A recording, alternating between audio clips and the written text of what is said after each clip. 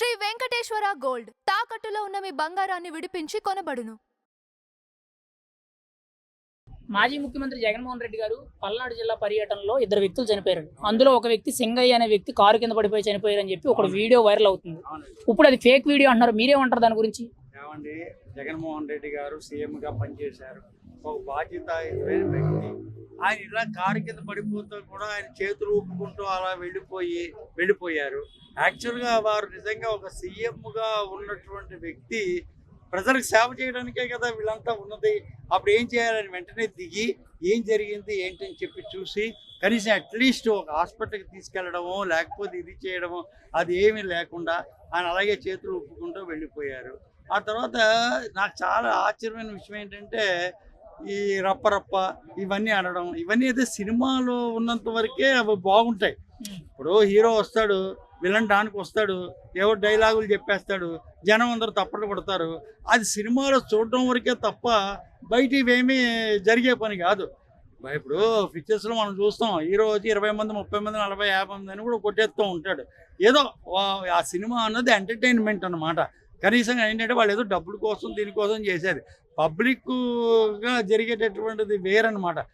నేను చెప్పేది ఏంటంటే జగన్మోహన్ రెడ్డి గారు ఒక బాధ్యతాయుతంగా ఒక సీఎంగా పనిచేసి ఒక మాట్లాడవలసినటువంటి మాటలు కాదు, రప్ప ఇది చేసేస్తాం, పొట్టేలుగా నరికినట్టు నరికేస్తాం, గంగమ్మ జాతరలో అది చేస్తాం ఇది చేస్తాం, ఆ తర్వాత సినిమా చూపెడతాం. సినిమా చూపెట్టడానికి ఏముంటుందని సినిమాలో కొద్ది కాలం ఆడుతుంది, వెళ్ళిపోతుంది. ఒకవేళ జగన్మోహన్ రెడ్డి గారు 2029 అధికారంలోకి వస్తే అది జరుగుతుందని అంటారు. అంటే ఈ రప్ప నరకడాలు అసలు అధికారంలోకి వస్తే కదా జరగడానికి. అసలు ఇప్పుడే మొత్తం ఇప్పుడు భాస్కర్ రెడ్డి గారు అరెస్ట్ అయిపోయారు, వాళ్ళ అబ్బాయి పారిపోయాడు. ఇంకా అసలు అధికారంలోకి వచ్చేటటువంటి ఇదేది? ఇప్పుడు జగన్మోహన్ రెడ్డి గారు పార్టీలోకి ఇప్పుడు అందరూ కూడా, నేను ఈ విషయం ఎప్పుడో చెప్పాను, వీళ్ళు కూడా జంప్ అయిపోతారు, ఒకళ్ళు దొరికిపోతున్నారు, దీంట్లో ఎటువంటి ఇది ఏమీ లేదు, ఉండదు, ఇంకా అసలు నిజంగా మనుగడే ఉండదు. ఆ మనుగడ కోసమే జగన్మోహన్ రెడ్డి గారు ఇప్పుడు బయటకు వస్తారు. అంతకుముందు ఎప్పుడు ఆయన బయటకు వచ్చి అధికారంలో ఉన్నప్పుడు ఎప్పుడో ఆ తాడేపల్లిలో ఆయన నివాసానికే పరిమితం అయిపోయి ఇంట్లోంచే చేశారు తప్ప వీళ్ళ మీద వదిలేశారు కదా, వీళ్ళందరి మీద వదిలేశారు కదా. ఆ ప్రభావం ఈయన మీద పడింది కదా. ఇప్పుడు అంతకుముందు చేసినటువంటి తప్పులు ఏది, అంతకుముందు చేసేటప్పుడు భాస్కర్ రెడ్డి గారు అవ్వచ్చు, ఇంకొకళ్ళు అవ్వచ్చు, లేకపోతే సజ్జల గారు అవ్వచ్చు, ఎవరు చేసినా సరే ఇవన్నీటటువంటి తప్పులు జగన్మోహన్ రెడ్డి గారి ప్రభుత్వం పడి కూలిపోయింది. ఇప్పుడు మీరన్నట్టుగా మళ్ళీ ప్రభుత్వం వచ్చి ఆయన మళ్ళీ ఇవన్నీ కక్ష సాధింపు చర్యలు చేసుకోవడం అన్నది ఇంక జరిగే పని కాదు. ఎలాగో మ్యాచ్ ఫిక్స్ అయిపోయింది. ఎప్పుడైతే లోకేష్ గారిని మోడీ గారు పిలిచారో, రమ్మని పిలిచి మోడీ గారు లోకేష్ గారితో మాట్లాడి ఇది చేశారో, నేను గ్యారెంటీగా చెప్తున్నాను, నెక్స్ట్ సీఎం ఎవరయ్యా అంటే లోకేష్. దానికి కారణం ఏంటంటే అప్పుడే అక్కడ జరిగిపోయింది. పవన్ కళ్యాణ్ గారు ఏం కాకుండా లోకేష్ గారికి ఇచ్చే అవకాశం ఉంది.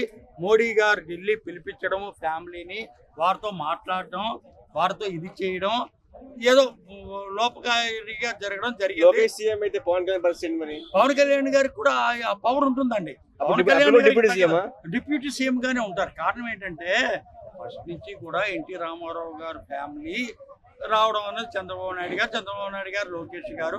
నాకు ఎప్పుడైతే ఈయన పర్సనల్గా మోడీ గారు ఢిల్లీ పిలిపించి లోకేష్ గారిని వారికి ఇంట్లో విందు ఏర్పాటు చేసి వారితో మాట్లాడినప్పుడు కొద్దిగా నాకు డౌట్ వచ్చింది. ఇప్పుడు ఈ కేసులో జగన్మోహన్ రెడ్డి గారు అరెస్ట్ అవుతారనుకుంటున్నారా? అంటే ఇది ఫేక్ వీడియో కావాలన్న టీడీపీ వాళ్ళు చేశారని చెప్పి వైఎస్ఆర్సీపీ వాళ్ళు ఆరోపిస్తున్నారు. మరి ఈ కేసులో జగన్మోహన్ రెడ్డి లేదండి, జగన్మోహన్ రెడ్డి గారిని అరెస్ట్ చేయడం అన్నది అంత తొందరపాటు చర్య వీళ్ళు తీసుకోరు. ఎందుకనంటారు? దానికి కొన్ని నిబంధనలు ఉన్నాయి.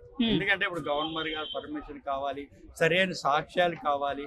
ఈయన మామూలుగా వెళ్ళారు, దీని కింద పడిపోయాడు, దానికి జగన్మోహన్ రెడ్డి గారు తప్పే ఉందిలే అన్నట్టుగా ఇక్కడ ప్రజలు, అక్కడ గవర్నమెంట్ ఇప్పుడు ఏంటంటే రోడ్డు మీద వెళ్తాం, యాక్సిడెంట్లు జరుగుతూ ఉంటాయి.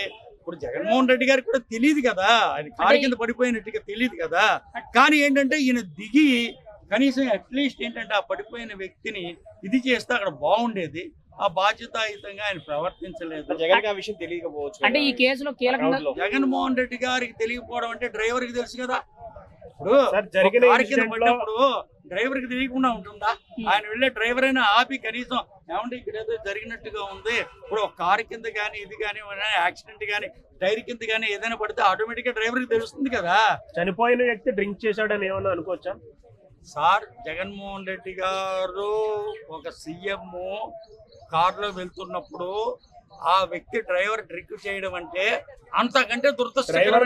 చనిపోయిన వ్యక్తి ఆ చనిపోయిన వ్యక్తి డ్రింక్ చేయడం అంటే ఒకటండి, అంత కారు కింద టైర్ కింద ఎలా పడిపోతాడండి, ఏ పక్కకు అంటే మరి పడిపోతాడు. తెలుస్తుంది కదా కామన్ సెన్స్. ఇప్పుడు మనం చనిపోయే వ్యక్తి కారు కింద పడుతున్నప్పుడు ఎవరినైనా హెల్ప్ అడగటం ఏదో ఒకటి జరుగుతుంది కదా, అది జరగలేదు. ఆ కారు కూడాను ఇప్పుడు జగన్మోహన్ రెడ్డి గారు కారు స్పీడ్ గా వెళ్ళట్లేదు, అవును స్లోగానే వెళ్తాం. అవునవును. స్లోగానే, ఎందుకంటే కారు అంటే అంతమంది పైన జనం క్యాబిన్ మీద ఒక వ్యక్తి నిలబడి ఉన్నాడు అప్పటికే. ఇప్పుడు ఎవరి ప్రాణం మీద వాళ్ళకి రక్షణ ఉంటుంది. కావాలని అది లేదు అంటే అక్కడ ఏం జరుగుతుంది ఉంటుంది.